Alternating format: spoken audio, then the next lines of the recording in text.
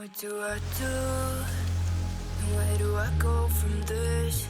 Lightheaded dizzy, thought it could fix me. Closing my eyes till I'm coming back again. Smoke through the window, wish it could be you though. Tastes are bitter, sweet on my tongue.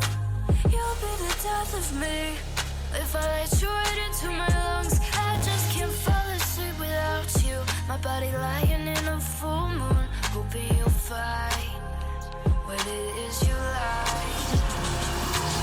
Talking to the ceiling, got no feelings but the ice in my veins. So I could cut it with a knife. The Tangguala X1 Pro is an Android box that is made to use more apps of their own.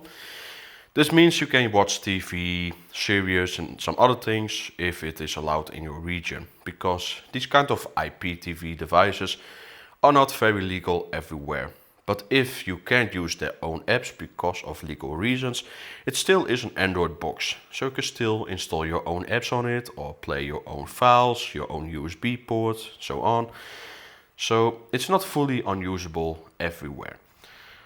There are three things about this device I like to talk about. First thing is its OS. So its OS is an Android tablet OS, which has been a bit modified for using on your TV.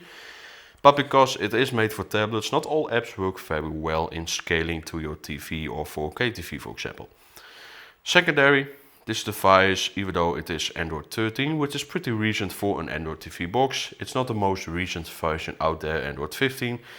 And because it is a modified Android TV box, updates are pretty rare on these kind of devices. Keep that in mind.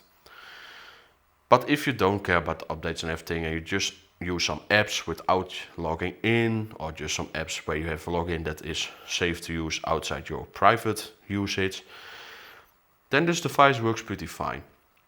The great thing about the device is that it has a chip that's built in that is pretty fast. It's not the fastest out there with these kind of Android TV boxes, but it does do the work pretty well.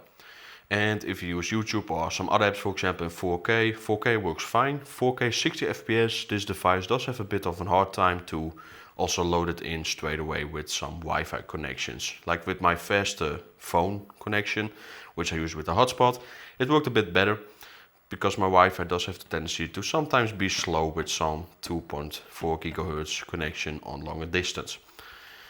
Overall, this device do a pretty alright job. And then the third thing I like to talk about this device is that it's pretty small, it's pretty compact, and if the apps of themselves do work, it's pretty alright experience. You can really fast play some series, some movie, and even some live TV options if it works.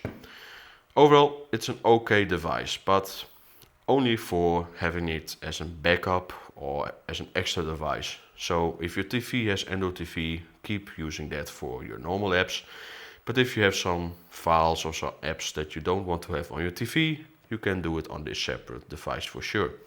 I hope you guys enjoyed this short video about this device, and see you all in the next one.